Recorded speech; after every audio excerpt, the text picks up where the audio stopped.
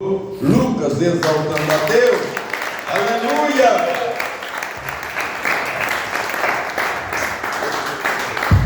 Glória a Deus!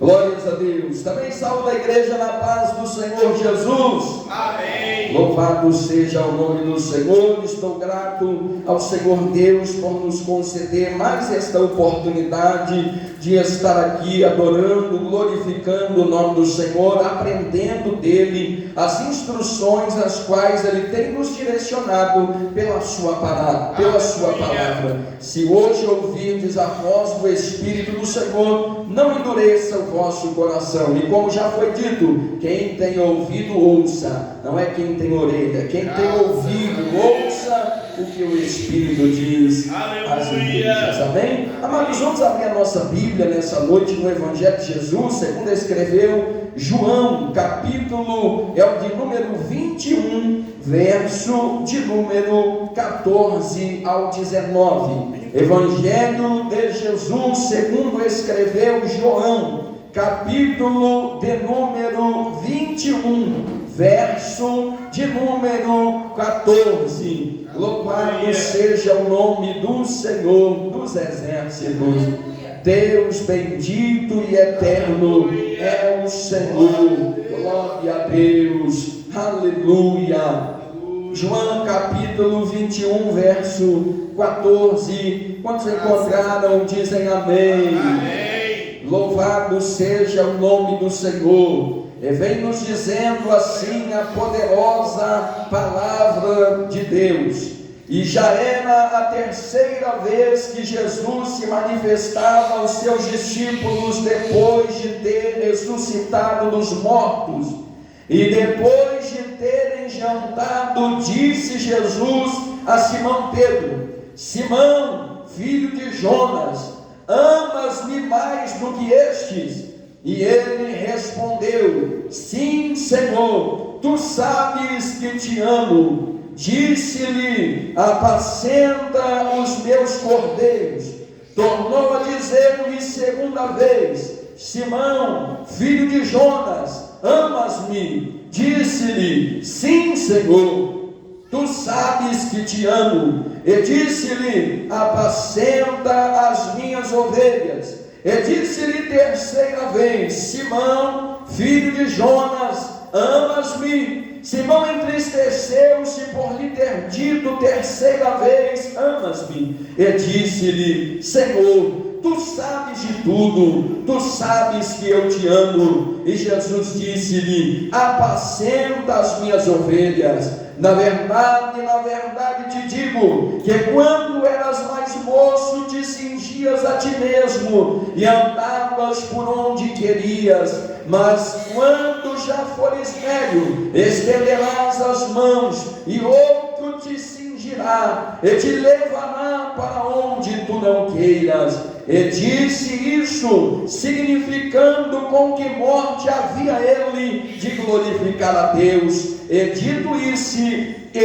isso, disse-lhe: segue-me. Glórias ao nome do Senhor. Bendito Deus e eterno Pai. Nesta noite, Senhor, estamos diante da Tua palavra, como já fora dito aqui nesta noite, nós assim cremos. A Tua palavra é como uma espada de dois gumes, que penetra a divisão da alma e do espírito, aonde a medicina humana não vale, a Tua palavra vale. Ela é apta para discernir o pensamento e a intenção do coração, segundo a grandeza da Tua misericórdia, ó Deus, em o nome do Teu Filho Jesus de Nazaré, pedimos que o Senhor fale conosco pela Tua palavra. Não leve em consideração a nossa pequenez, mas revela-nos pelo Teu Espírito Santo a Tua vontade, para a glória do Teu santo nome. Amém. Glória a Deus. Podemos assentar louvando e glorificando ao Senhor. Aleluia.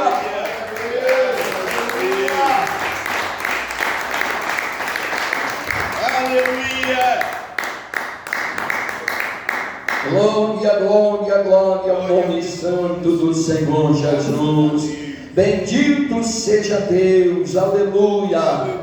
Glória a Deus. Amados, nosso irmão evangelista João, quando ele começa a escrever este seu evangelho, ele começa falando acerca de Cristo Jesus, e ele escreve que no princípio era o Verbo, e o Verbo estava com Deus, e o Verbo era Deus. E o Verbo se fez carne e habitou entre nós, e nós vimos a sua glória, como a glória do unigênito do Pai, cheio de graça e de verdade. Quando ele escreve acerca disso, ele nos fala acerca do tempo da visitação de Deus sobre esta terra, para nos trazer a salvação através de seu Filho Jesus. Nós vemos através da palavra de Deus que Cristo Jesus, ele sendo Deus, ele despiu-se da sua glória, ele tomou a forma corpórea humana. Para isso a palavra do Senhor nos diz que a virtude do Espírito Santo, ela repousou certa feita sobre uma mulher virgem, por nome Maria, desposada de José, antes do tempo de se ajuntar com ele. E a palavra do Senhor nos diz que aquela mulher achou-se conceber do Espírito Santo de Deus, e aquele que estava no ventre era santo Deus de um momento em que ele se achou sobre esta terra. É por isso que a virtude do Espírito cobre aquela mulher. A palavra do Senhor nos mostra que a manifestação do poder de Cristo era tamanha, que quando Maria encontra-se com Isabel, a sua prima, que estava com 6 meses aproximadamente de gestação,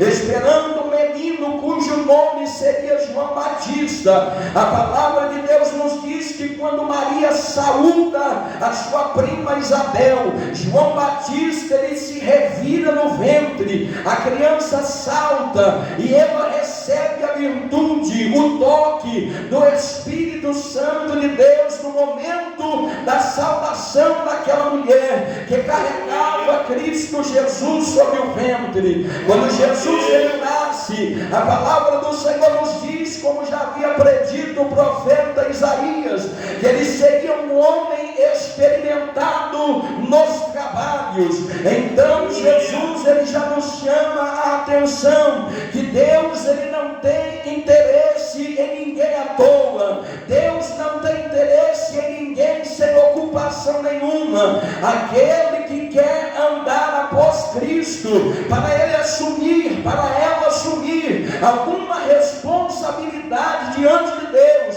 precisa antes assumir alguma responsabilidade diante dos homens, porque não tem jeito de alguém cuidar, fazer alguma coisa para Deus, sem antes fazer alguma coisa que gere testemunho diante dos homens.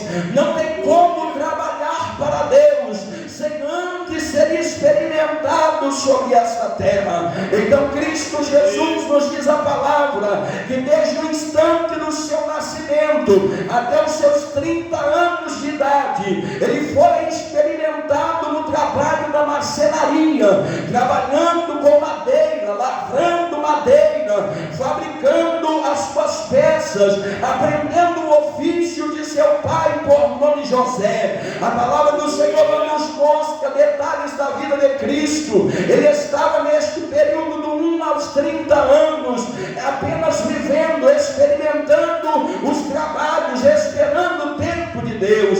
Se até Cristo Jesus experimentou o tempo, experimentou o período da espera, quem somos nós, humanos, mortais, pecadores, para querermos ultrapassar o tempo de Deus? Muitas das vezes nós erramos porque não queremos experimentar o tempo para que as coisas aconteçam. Então Cristo Jesus começa nos dizendo: quer seguir o meu exemplo? Comece experimentando o tempo, até que Deus, o Pai, te revele qual decisão você precisa tomar. Aleluia! Louvado seja Deus. A partir dos 12 anos de idade, a palavra do Senhor mostra que todo menino judeu, ele aprendia a lei. Aos 12 anos de idade, ele já decorava a lei e ele já era cobrado a obedecê-la. E às vezes a gente deixa passar muito tempo. Não era uma parte da lei, era toda a lei. Ele vinha sendo instruído na lei, sendo cobrado na lei. Aos 12 anos em diante, já se tomava a decisão que ele tinha condições de ser um pleno observador da lei. Tal como um adulto era, assim aquele menino era cobrado. E diz a palavra de Deus que aos 12 anos, quando levam Jesus para o templo, para o ensinar toda a lei, para que dali em diante ele obedecesse, ele já tinha argumentos para poder discutir à luz da palavra, não à luz do seu achismo ou da sua incredulidade. Pelo contrário, à luz do Santo Espírito de Deus, ele tinha bagagem para ensinar, e todos se admiravam das palavras daquele moço. Louvado seja Deus. Mas ele permanece esperando o tempo. Aos 30 anos de idade, os nossos irmãos evangelistas nos mostram que Cristo Jesus, ele desce para as regiões do Jordão. Lá estava um homem, o seu primo João Batista, pregando. Não é o evangelho que olha para ti e diz assim: olha, venha para cá, porque aqui você vai viver coisa boa. Venha para cá, porque aqui você vai receber dinheiro, você vai receber beleza, você vai receber reconhecimento. Estava um homem sozinho pregando, junto no caminho à beira do rio, e ele dizia: arrependei-vos, porque é chegado o reino do céu. Alguém passava no caminho junto do Jordão e via aquele homem. Talvez o primeiro pensou: esse homem está doido, falando sozinho. Mas de repente mais alguém passa, e a mensagem de João não mudava com o tempo. Ele dizia: arrependei-vos, porque é chegado o reino do céu.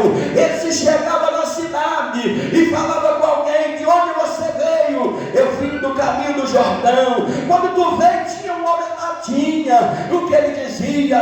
Ele dizia: arrependei-vos, porque é chegado o reino. Assim foi sucedendo, até que as cidades se incomodam e dizem: vamos lá, vamos ver o que esse homem está pregando. E quando ele chegava, ele não mudava a mensagem, ele dizia: arrependei-vos, porque é chegado o reino. E de repente, quando chegam os mais importantes, ele não amacia não. Os mais velhos, ele não vai trazer uma palavra mais fofa. Ele olha para os fariseus e saduceus, que julgavam saber demais, e ele diz: raça de víboras, raça de cobras, quem foi quem vos ensinou a fugir da ira vindoura, produzir frutos dignos de arrependimento? Aleluia! Aqueles que criam na mensagem descia para ser batizado. Jesus, para dar o exemplo, ele vai para ser batizado.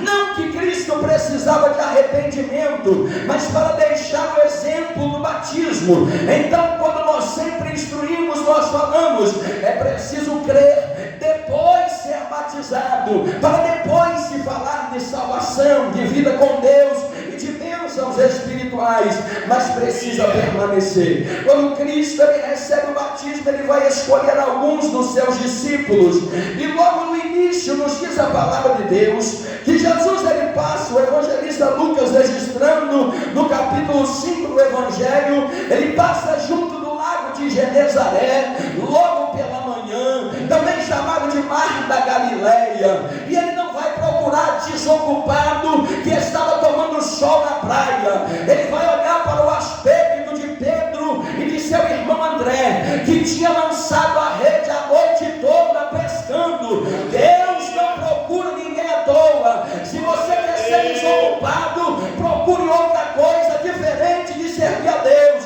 porque servir a Deus é para quem tem postura de homem, é para quem tem palavra de mulher, de homem que honra com a palavra da boca, de mulher que honra com o seu compromisso. Desocupado precisa andar atrás das suas desocupações. Vir na igreja não é lugar de preencher um espaço de tempo, é um lugar de seriedade, é um lugar de adorar a Deus, é um lugar de presença do Todo-Poderoso. Aleluia, glória ao nome do Senhor. Jesus, ele olha para Pedro, estava ali Pedro e André, eles tinham lançado a rede a noite toda. Eu nunca pesquei com rede, mas me parece ser um trabalho árduo. Eles juntam a rede, lançam a rede, puxam a rede e ficam insistindo nisso o tempo inteiro e peixe nenhum. Mas logo pela manhã, eles lavando a rede, Jesus vem, ele diz para Pedro: olha, deixa eu entrar nesse barco, afasta um pouco na margem, porque eu vou pregar. Talvez Pedro poderia dizer: Senhor, eu trabalhei a noite toda, se você quiser, você entra no barco e rema para lá. Mas Pedro não, ele foi, entrou, obedeceu a Cristo. Ele ainda não era discípulo, ele era apenas um homem que sabia reconhecer quem tinha autoridade, quem tinha alguma coisa da parte de Deus. E ele rema, e Cristo prega. Quando ele termina de pregar, o Senhor diz para ele: Pedro, lança a rede para pescar. E ele diz assim, ao invés de falar um não, ele disse: Senhor, eu lancei a rede a noite toda e eu nada peguei, mas depois de ouvir a tua palavra, segundo a tua palavra, eu vou lançar a rede de novo. Louvado seja o nome do Senhor. Quem quer servir a Deus não anda segundo o seu querer, porque o querer de Pedro era ir para casa repousar. Eu não tenho dúvida, porque quem trabalhou a noite toda remando e lançando rede, ele quer ir repousar, mas ele não foi obedecer. Ele ouviu o mestre, e quando ele lança a rede de novo, os peixes vinham que a rede se rompia.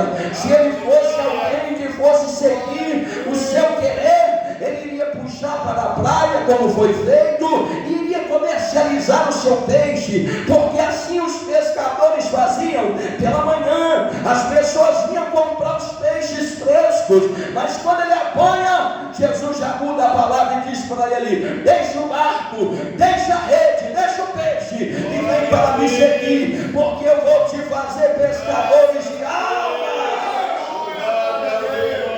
Glória ao nome do Senhor. E Pedro era um homem decidido. Então tem mais uma coisa: para servir a Deus não dá para ser mais ou menos. Para servir a Deus, ou vai ou não vai. Quando Jesus disse deixa, ele deixou. Talvez que a gente fica, amados, fazendo força com pouca coisa, apegado em coisas que a palavra disse deixa, mas a gente quer segurar. Mas Pedro tinha argumento de sobra. Ele poderia dizer: Senhor, o barco é meu, a rede é minha, eu sou pescador, eu preciso de sobreviver, eu tenho a minha esposa porque ele era casado, eu preciso tratar de mim, da minha família, como é que eu vou largar? Mas ele não se apegou a isso. Ele disse: eu te seguirei. E naquele momento Jesus, ele já diz a primeira coisa: Pedro, até agora tu és chamado Simão, mas eu vou te chamar de Cefas, que traduzir é Pedro. O nome de quem serve a Deus, ele ia mudar. O caráter de quem serve a Deus é mudar. Não dá para servir a Deus carregando os aspectos do mundo. A palavra de Deus vai nos mostrar que o Senhor escolhe outros 11 discípulos além de Pedro.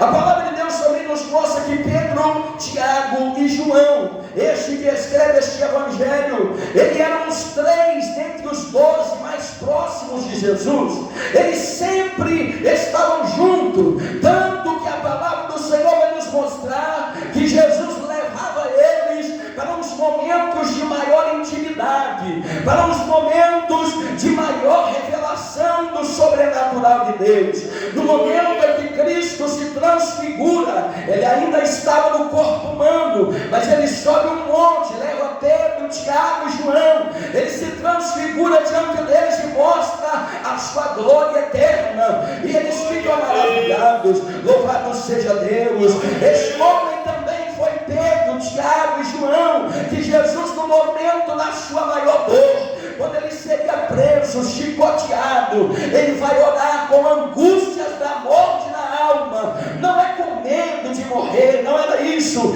Ele sabia o caminho difícil, e ele escolhe 3. Ele chama Pedro, Tiago Tiago, João. Ele disse: vão orar comigo, porque a minha alma, ela se enfastia até a morte. Pedro, ele tomou uma decisão e ele não olhou para trás.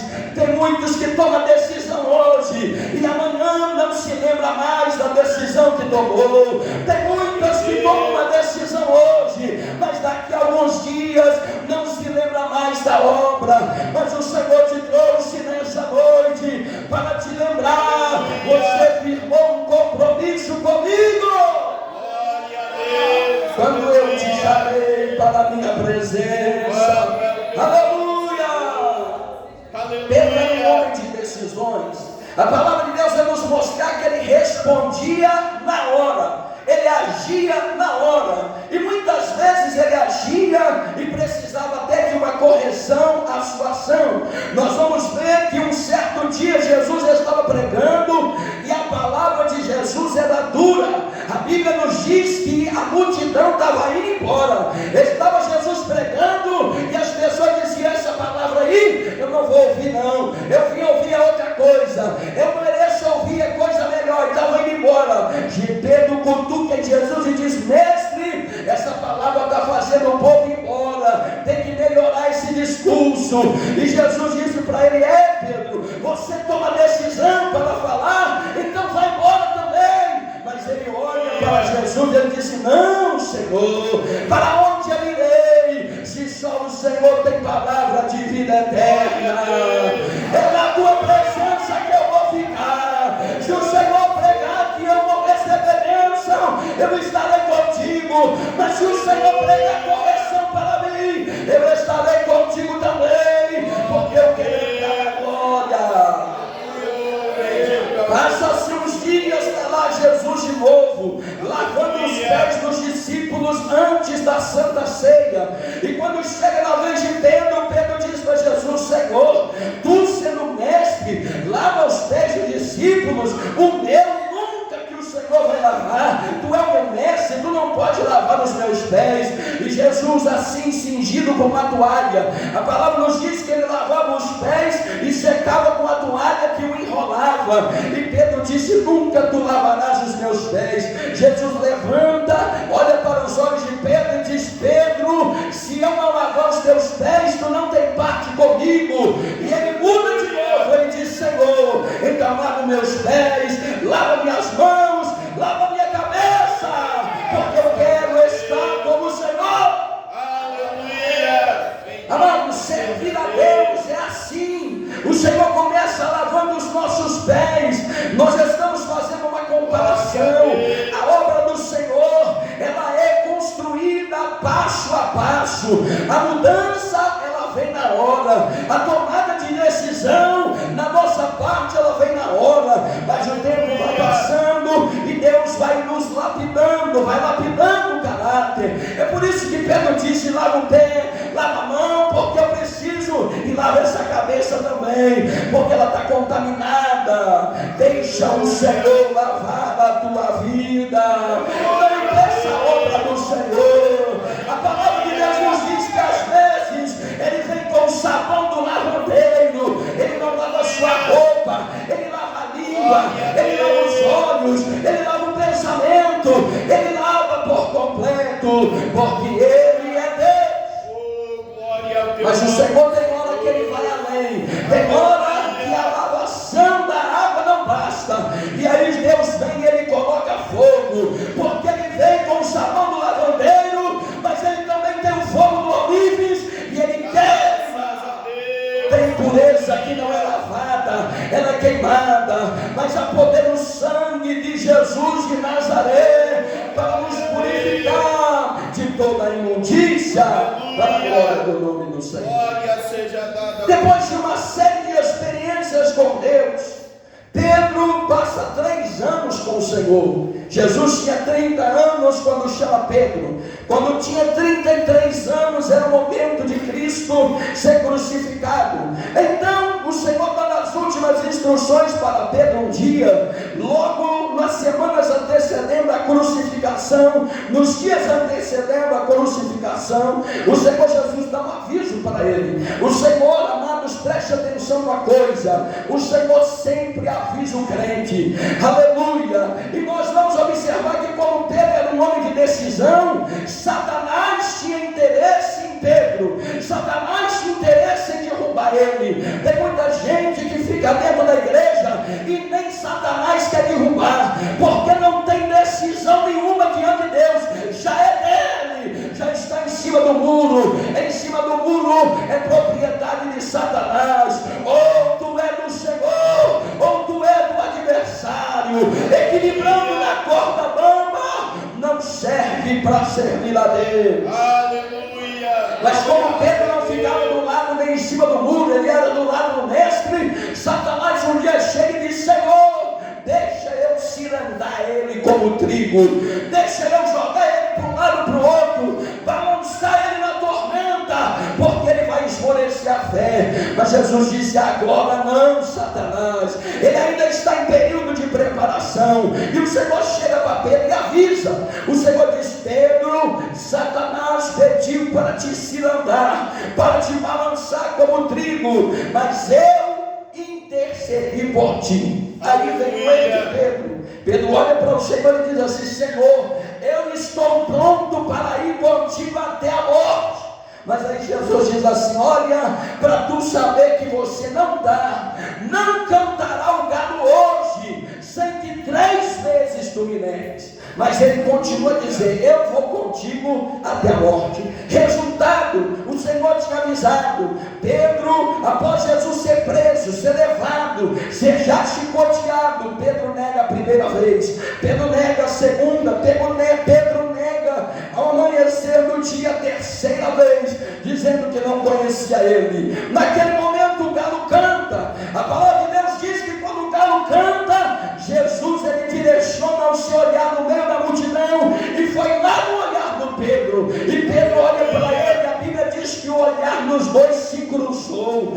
Aí o coração de Pedro ficou dilacerado, porque ele falou: foi esse homem que me chamou, eu jurei que serviria a ele até a morte, e cá estou eu negando quando ele mais precisava. Mas Pedro sai com o seu coração partido, ele se derrama na presença de Deus, ele chora com amarguras, e certamente ele faz um voto: Senhor, eu te servirei daqui em diante em verdade. Aleluia. Só que tem uma coisa: depois que Pedro nega Cristo, ele ainda não tinha tido a oportunidade de chegar diante de Jesus e pedir perdão. Ainda bem que aquele que falecia naquele dia, que entregava a sua vida, era o Filho de Deus, porque 3 dias depois ele ressuscitaria. E de fato Cristo ressuscitou. Ele aparece a primeira, a segunda, a 3ª vez para Pedro. Uma semana depois foi a 3ª vez. Louvado seja o nome do Senhor. Passa-se alguns dias, Pedro já não estava mais em Jerusalém. É essa palavra que está aqui no capítulo 21 do Evangelho de João. Os discípulos, Pedro, João e mais alguns, mais 5 deles, tinham saído de Jerusalém, no lugar onde Cristo havia sido crucificado, e tinha caminhado lá para o norte, tinha voltado lá para a beira do lago de Genezaré, lá para a beira do mar da Galileia. E Pedro, como sempre, tomando decisão, ele disse: olha, meus irmãos, eu vou sair, que eu vou pescar. Eu não sei o que eles conversaram naquele dia, mas Pedro tomou uma decisão depois da conversa: quer saber? Eu vou pescar, porque o que eu sempre fiz foi trabalhar com a pesca. E eles vêm, e eles insistem na atividade que o Senhor já tinha mandado deixar. E aí eles lançam a rede a noite toda, e aí chega pela manhã, vem um peixe. Quando eles vão para a praia, lá estava Cristo. À primeira vista, eu não sei como, mas eles não reconheceram o Senhor de primeira. Talvez os seus pensamentos estavam em tanta coisa, sem direção. O seu coração não estava crendo nas palavras que o mestre lhe havia dito. Mas Jesus já dizia para eles: volta lá, lança a rede ao lado direito e traga peixe. A palavra de Deus nos diz que eles estavam a cerca de 900 poucos metros da margem, e quando eles puxam, a rede estava cheia. João recaiu em si, e ele disse: esse aí é Jesus. E lá estava Pedro, de novo, um homem decidido. Você acha que ele esperou remar? Ele pulou, foi na água, e foi nadando para encontrar com o Senhor. E quando ele chega na praia, ele já coloca o seu rosto em terra. Ele já começa a lembrar de que a última vez que ele falou com o mestre, ele havia o negado. Louvado seja Deus. Quando eles vêm com peixe, o Senhor prepara a comida, eles comem. E aí vem o diálogo que o evangelista traz para nós. O Senhor, no meio dos 7, olha para Pedro. E agora o olho no olho de novo. Tal como aquele dia, como o Senhor avisou ele, tal como no momento em que ele tinha acabado de negar, e o olhar do Senhor foi no Pedro. E agora eu imagino o Senhor aqui na frente do Pedro, no meio de todos, e pergunta: Pedro, tu me amas mais do que esses? Aleluia! Eu não sei se Pedro respondeu de imediato, ou se ele esperou alguns segundos, mas ele disse assim, ele não disse que amava mais que os outros, porque era uma responsabilidade muito grande. Jesus não estava colocando competição entre eles, não era isso. É porque nós precisamos nos esforçar para amar a Deus, não mais do que nós que estamos vendo, mais do que todos sobre a terra. Esse deve ser o esforço. Então Pedro olha para Jesus e diz assim: olha, Senhor, tu sabes. Ele diz assim: sim, Senhor, tu sabes que eu te amo. E o Senhor lhe diz assim: então apacenta as minhas ovelhas. E aí o Senhor vai perguntar a segunda vez, e ele vai olhar de novo no olho de Pedro. É como se fosse para tirar a dúvida, para fazer ele pensar: Pedro, filho de Jonas, tu me amas? E ele fala de novo, talvez com um pouco mais de medo, mas ele diz: sim, Senhor, tu sabes que eu te amo. Mas o Senhor fala pela terceira vez, olhando no olho dele. E agora nós precisamos imaginar o mestre olhando no nosso olho e perguntando: tu me amas?